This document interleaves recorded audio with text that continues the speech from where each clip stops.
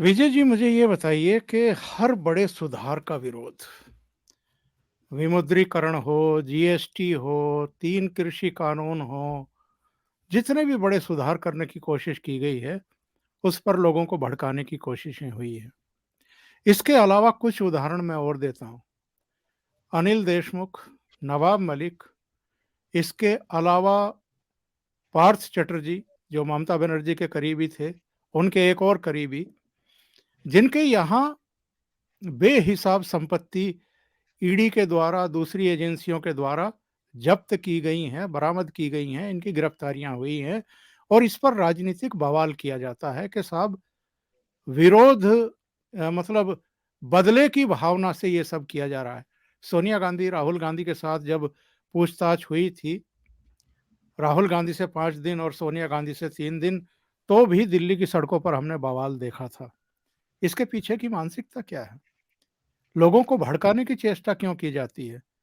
मुझे तो याद है कि पिछले गुजरात चुनाव से ठीक पहले सूरत जाकर के राहुल गांधी ने व्यापारियों को पूरी तरह भड़काने की कोशिश की थी जीएसटी के खिलाफ, लेकिन सूरत की एक सीट छोड़ करके ज्यादातर सीटें भारतीय जनता पार्टी ने जीत ली थी। 2016 में डीमोनेटाइजेशन हुआ 8 नवंबर को। उसके बाद 2019 में लोकसभा चुनाव हुआ, भारतीय जनता पार्टी बम्पर जीती। उसके एक साल बाद उत्तर प्रदेश में विधानसभा का चुनाव हुआ, 2017 में भारतीय जनता पार्टी बम्पर जीती। तो ये लोगों को भड़काने की चेष्टा क्यों की जाती है और इस पर राजनीति क्यों होती है? देखिए सर, दो तरीके हैं किसी भी काम को करने के। एक तो है कि आप पॉजिटिव अप्रोच लें, जो सरकार ने निर्णय लिया उसमें आप कमी निकालें और उसमें अपनी तरफ से जनता के सामने एक प्रपोजल दें कि देखिए ये तरीका गलत था, इसको बेहतर ढंग से किया जा सकता था। एक है ये पॉजिटिव अप्रोच। दूसरा ये है कि जनता की जो स्थितियां हैं, जैसे डिमोनेटाइजेशन के समय हमने देखा लोग लाइन पे लगे हुए हैं, बैंकों के आगे लंबी लाइनें थी, मीडिया 24 घंटे ये दिखा रहा था कि लोग परेशान हो रहे हैं लाइन में लग के।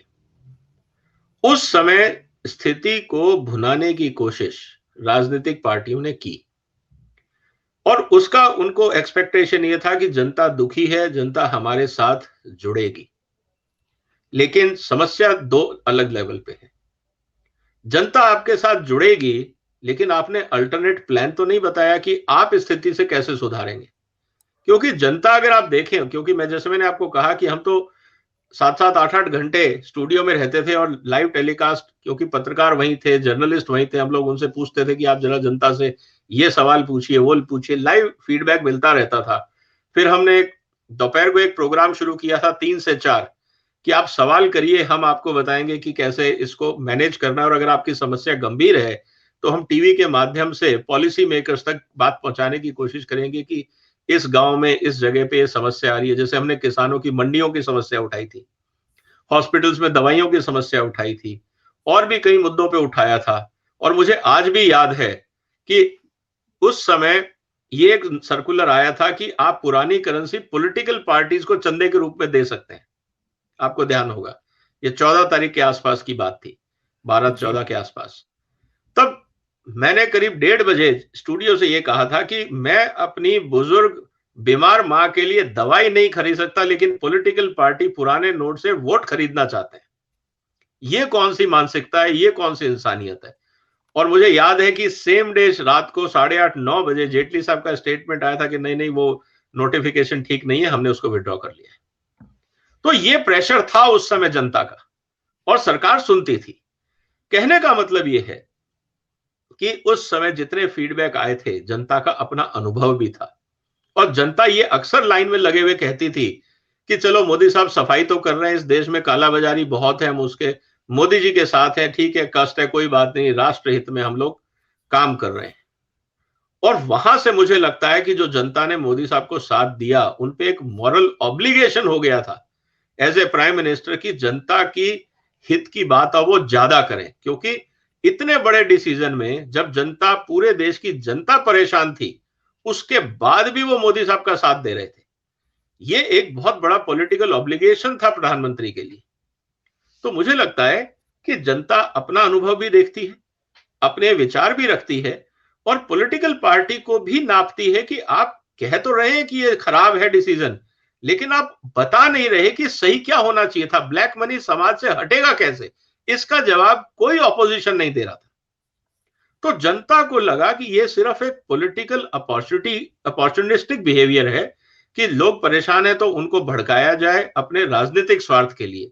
लेकिन मैं ये सैल्यूट करूंगा इस देश की आम जनता को कि पॉलिटिकल मैच्योरिटी जो इस देश का एक आम नागरिक रखता है वो इन बातों में नहीं आता है। वो कष्ट उठाएगा, लेकिन कहीं ना कहीं उसके दिमाग में ये है कि शायद समाज का भला इसी में है या देश का भला इसी में, और वो हार्श डिसीजन का भी साथ देता है। ये एक पॉलिटिकल मैच्योरिटी इस देश की है और we should salute this country for that, कि ये जो एक हमारे आम आदमी में जो लोअर तबका हम बोलते हैं, गरीब बोलते हैं, अनपढ़ बोलते हैं, लेकिन उनकी जो मैच्योरिटी है देश के लिए और समाज के लिए, ये विरली है, ये हर एक के बस की बात नहीं। और यही कारण है कि लगातार हर पॉजिटिव डिसीजन के खिलाफ जब ऑपोजिशन सरकार को घेरने की कोशिश करती है, जनता उनका साथ नहीं देती। ये पॉलिटिकल मैच्योरिटी है, जनता देख लेती है सही क्या है और गलत क्या है, और चुनाव निर्णय आपने एक के बाद एक कम से कम 40 चुनाव हो गए होंगे, 16 और अभी के बीच में आपने निर्णय देख लिए हैं कि क्या आ रहे हैं।